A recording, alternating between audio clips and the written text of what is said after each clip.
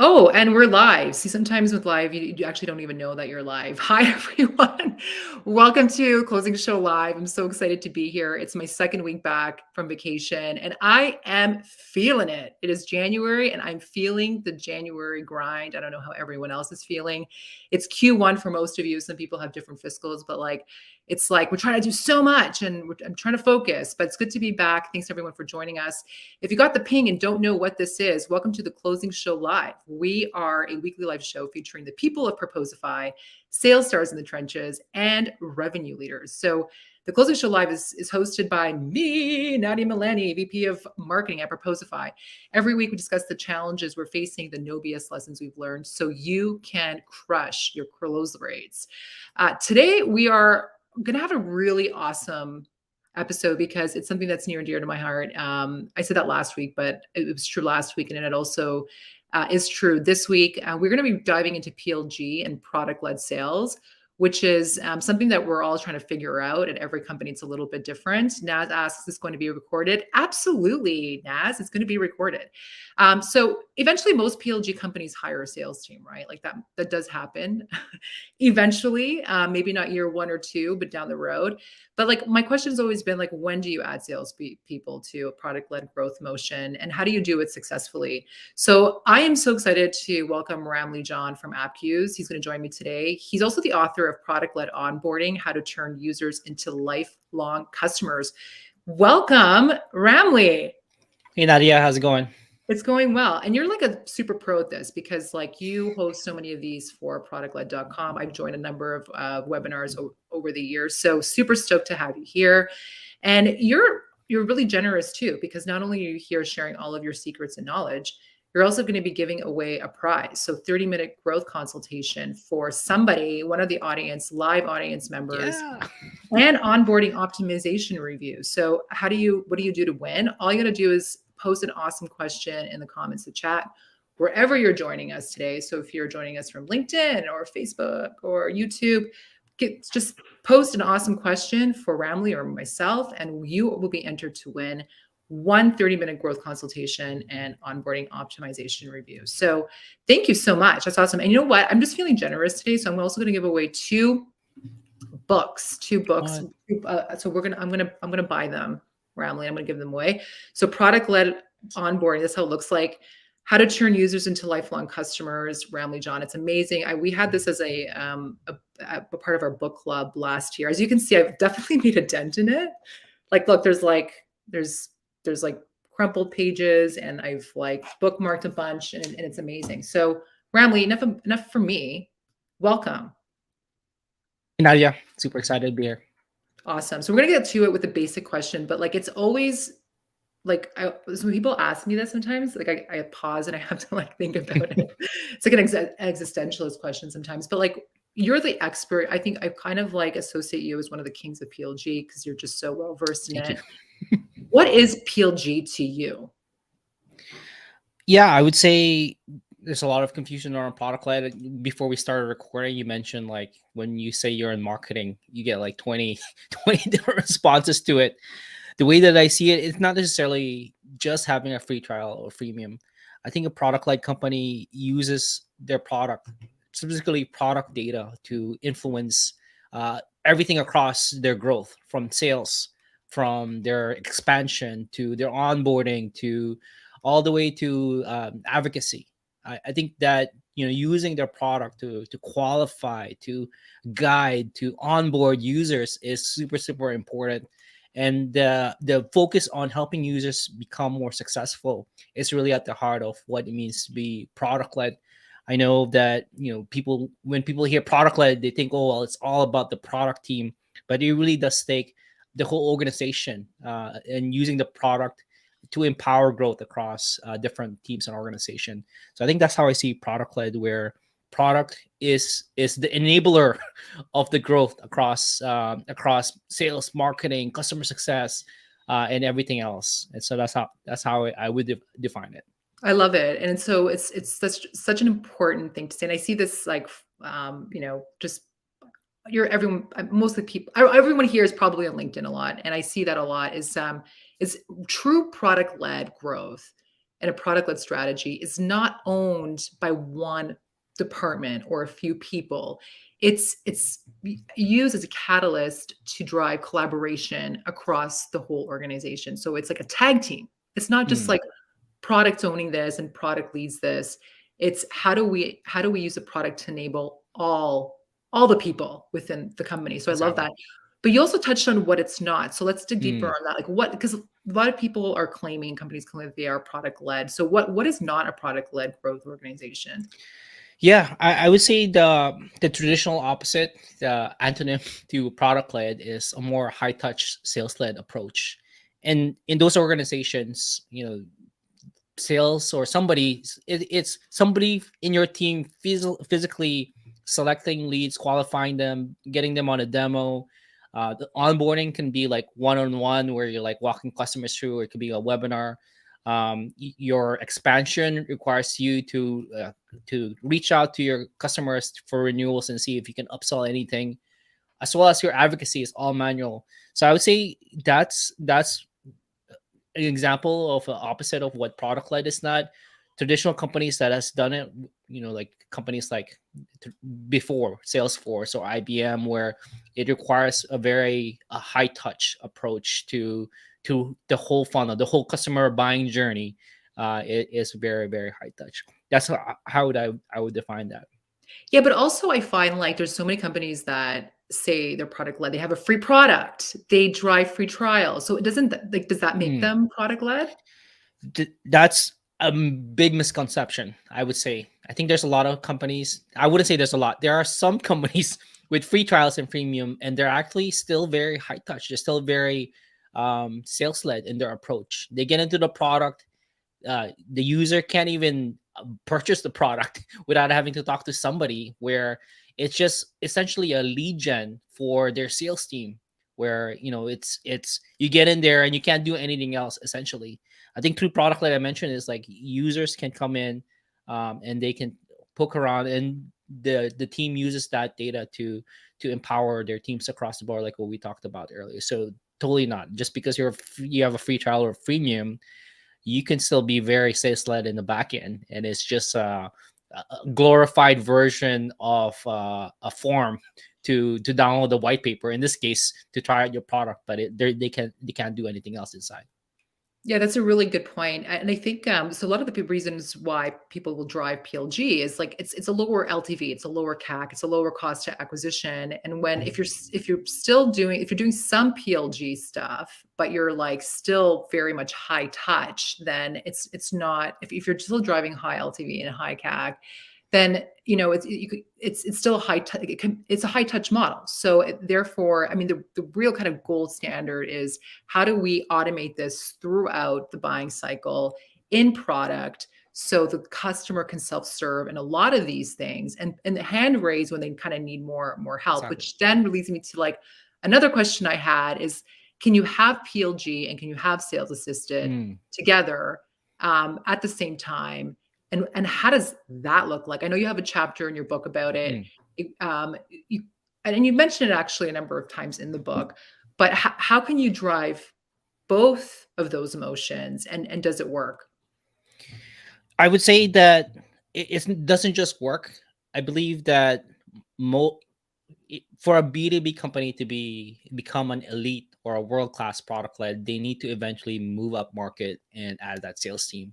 If you look at Slack, in their Q1 filing for the SEC report, I think 40% or 50% of the revenue were sales assisted.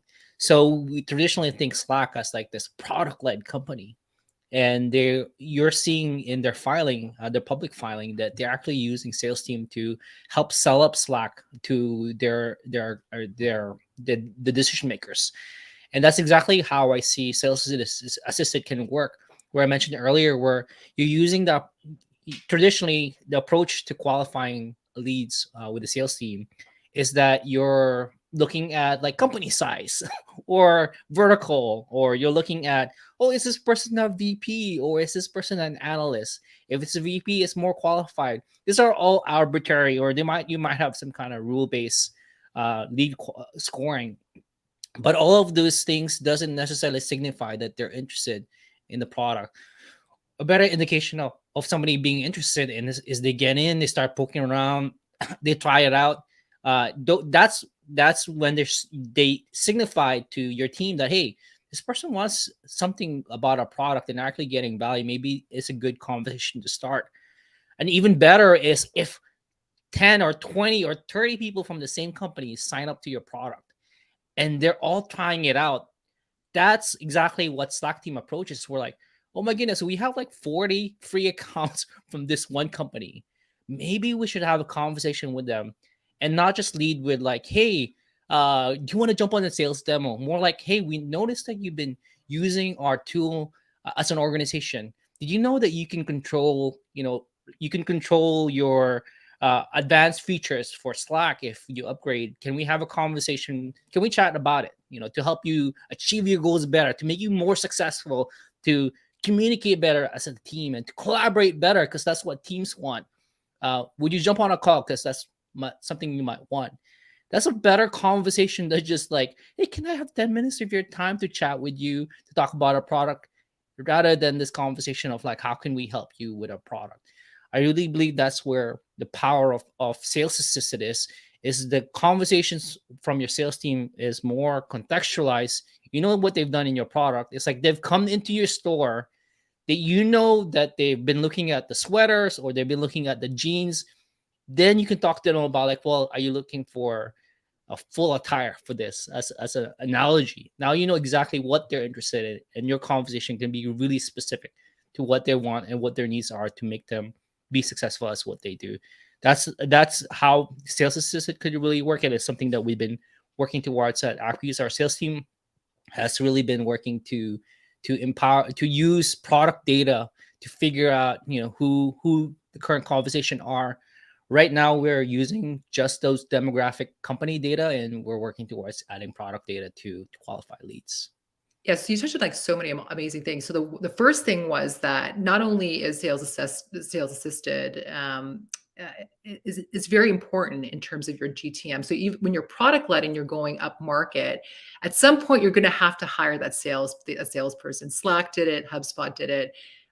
Many companies have done it. And for that reason is that as your company grows, you're going to start to serve larger customers who are going to have more complex buying needs.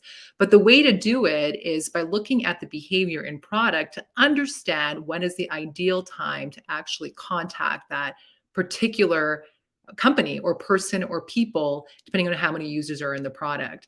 So that's essentially actually what we did at Proposify. So we were Nice. very much product led for a very long time, almost up to like the 8 million ARR mark. And then we introduced a sales team, didn't really know how. So the first time was definitely a bit of a failure and a known failure. And then we tried again.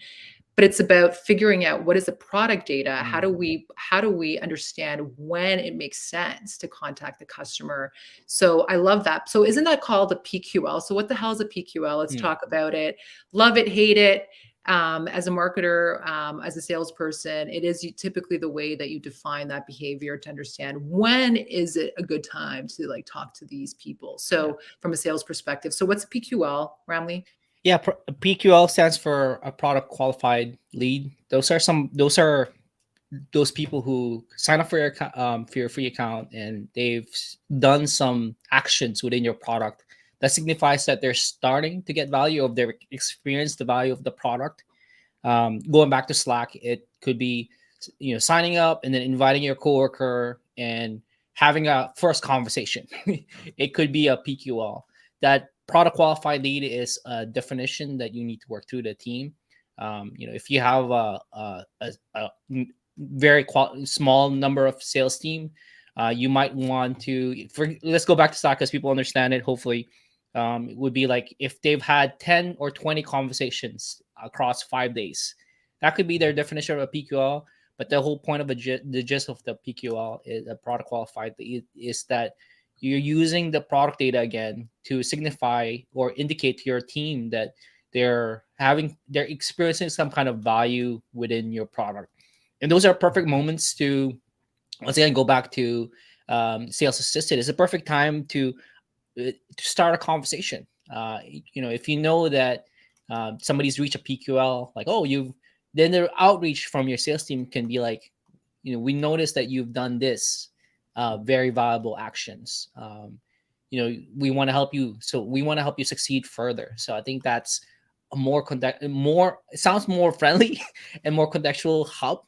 And I think that's the true value of PQL, as it helps you identify um, something that's further along than a PQL, and something that a lot of folks in the PLG world has been talking a lot more in the last like 2 to 3 months is product qualified account, where the true value of, like, especially a multiplayer product where Mm. you have multiple users of the product, is when you have two or three. Like, Slack is a perfect example. Again, when you see like 10 people from the same company have signed up, then that's a product qualified account. That you need to send like 2 or 3 salespeople to that account, because it might be I'm just exaggerating, but it really signifies that that company or that org is much more ready for a conversation, for a product qualified account. So I Right, think and that that's would be very much true also, like, if you're moving up market, mm, the more users that are in the product, would signify, yeah, there's something happening here. So I exactly. love that, the product qualified account versus the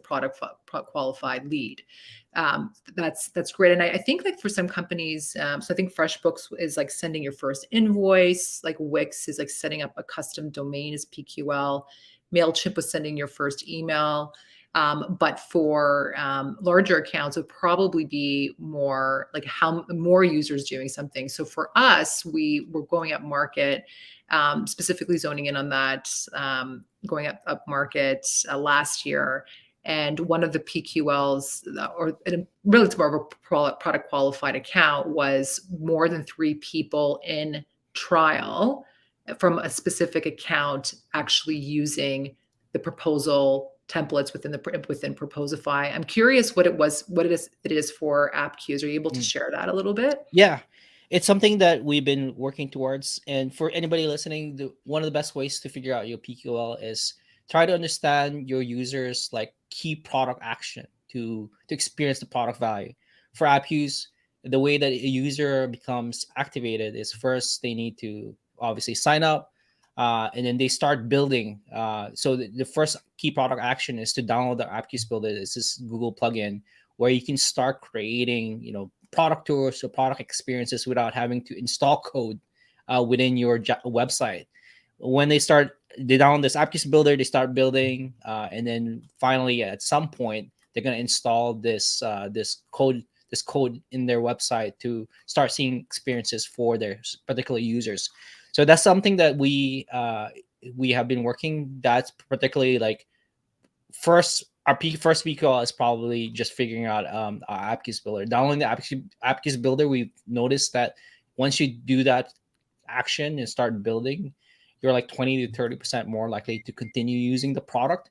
So that's the first potential conversation that we're still working towards, where now the sales team can have a conversation around, you're starting to build experiences.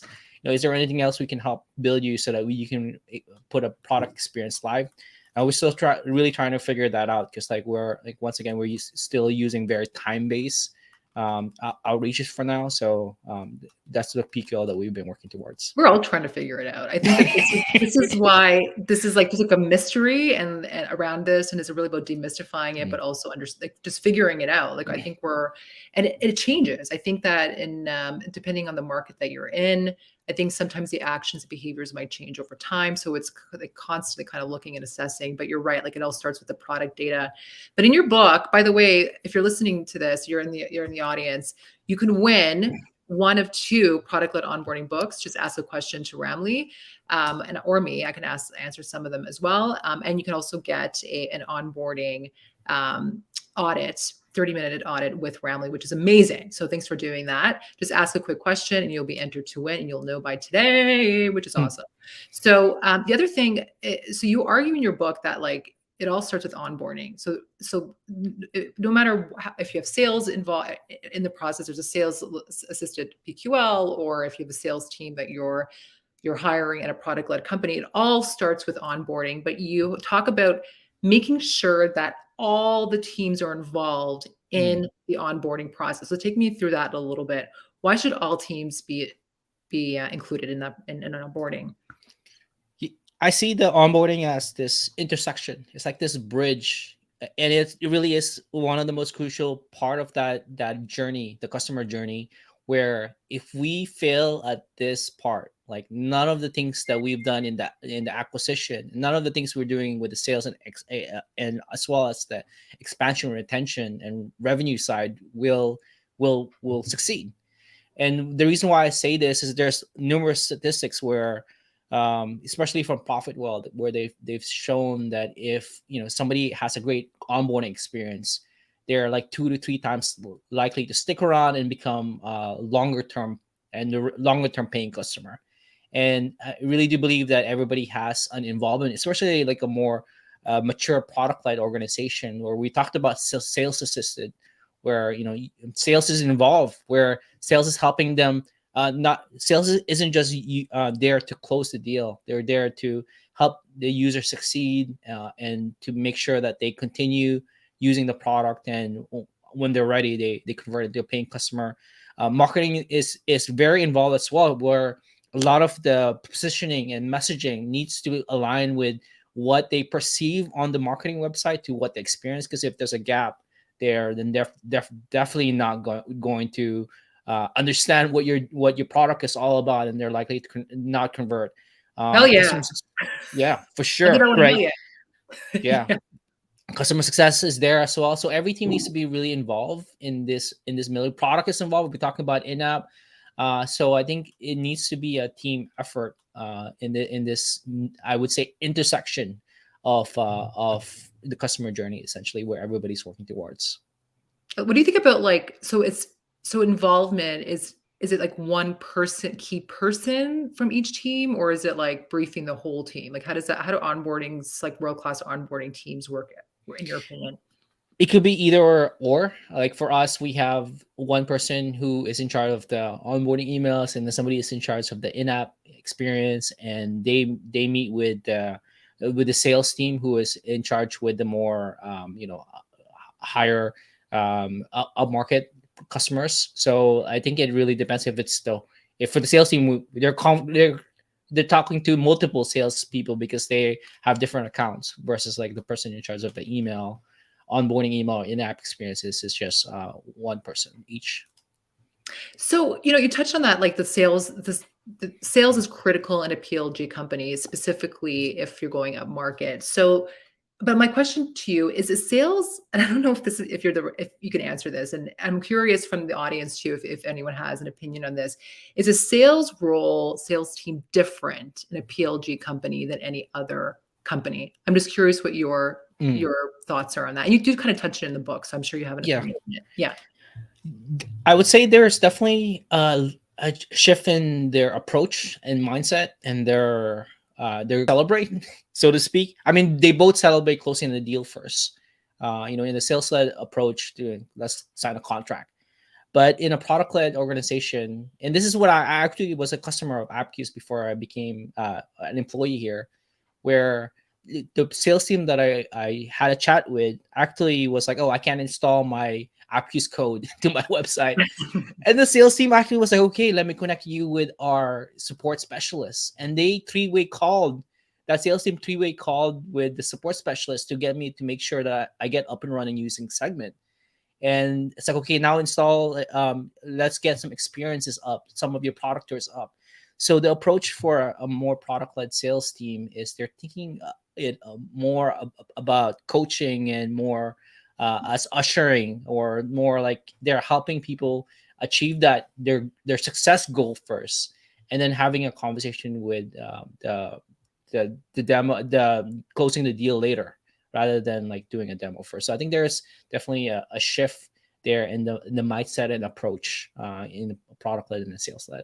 Yeah, I agree with that. Naz has a question. As a salesperson, I find that PLG is a value first strategy that can Okay. help in softening the outbound inbound sales market. Interesting. My question is, what key processes do you believe need to be in place to align product, marketing, and sales in a new to market product solution? There this is the messy middle of the of becoming product led. I think the walls between the organization, the different teams needs to disappear. And what I mean by that is like whether that's interdepartmental meetings or one-on-ones where now you're for us, our marketing team, our product marketing team is meeting with sales and meeting with customer success and meeting with product and sales as well. So I think there really needs to be more of a cross-functional approach to it, making sure to understand, hey, do we know what it means for an account to be product qualified? Do we are we reaching out to the right accounts? Are we getting the right accounts into the product? Are they understanding our positioning and messaging? So all those questions needs to come hand in hand, especially with as the product shifts and the market matures. It really needs to be those meetings and those collaboration needs to happen hand in hand, and it could happen differently. I just talked about AppQs, but I got a chance to talk to the team at Monday.com, and what they Nice. do is they have squads where like they have a product sales and customer. I don't know if they still do this. This was like a year or two ago. Customer success all meeting together every time they release a new feature or they're working on something, where they form this cross-functional unit together so that they're connected into this particular vertical or the particular account. So that's another approach. So as long as like your teams are talking to each other, understanding like, are we using the right product data? Are we getting the right accounts in? Then that's one of the biggest process needs to come in first. Yeah, no, I agree. I think it also depends on the stage of company, like how many people are there and how and what, like if you're like seed or if you're, I mean, you probably don't have product market fit, but if you're going to be talking about this stuff. But I think like also like growth teams help. Like, and some companies will have like, a CGO a chief growth officer who is just responsible specifically about just really optimizing the acquisition to activation and really just like the our journey.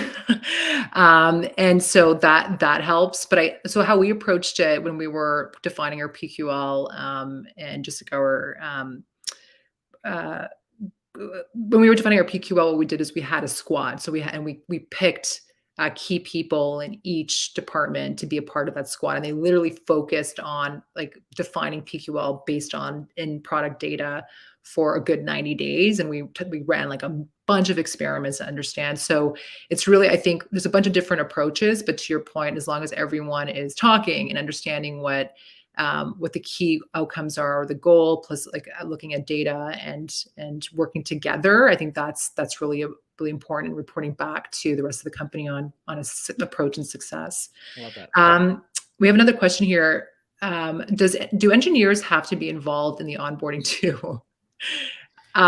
Yes, I was gonna say that. 100%. Yes, for sure. Yes, Yeah. 100%. I don't know if you have anything else to add to that, Ramli. I think it's super important that engineers know exactly what's going on.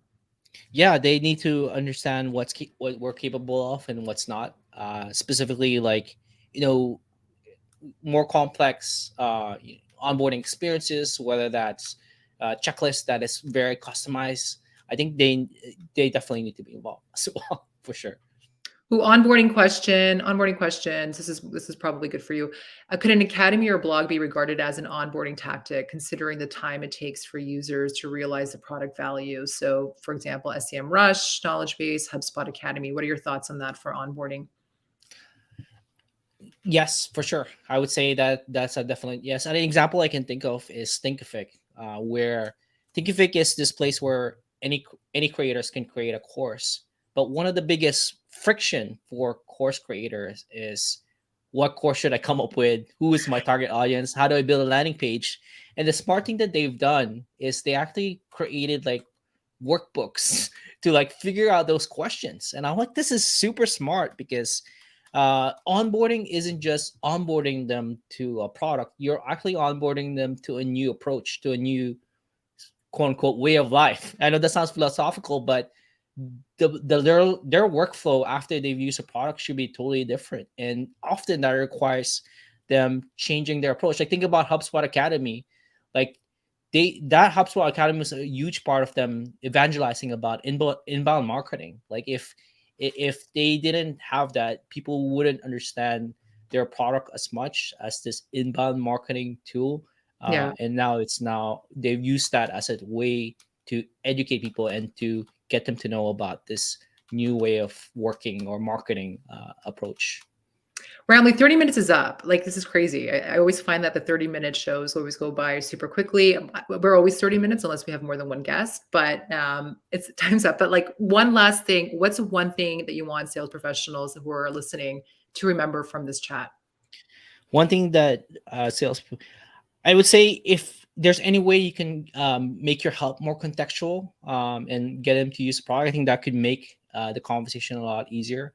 Where if you know where they're at and how they're using the product, that would make a huge difference in terms of your response to the reply rate of your email. So I would say, if just help people out, I think they would love that, and then they would more likely help you out and become a customer because of that. Add value. And you certainly added value today, Ramli. Thank you so much for joining Thank you. us. You are awesome.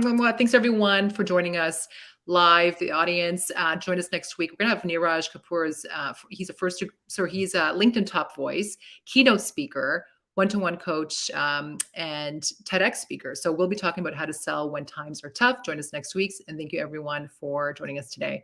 Have a great one. Thank you.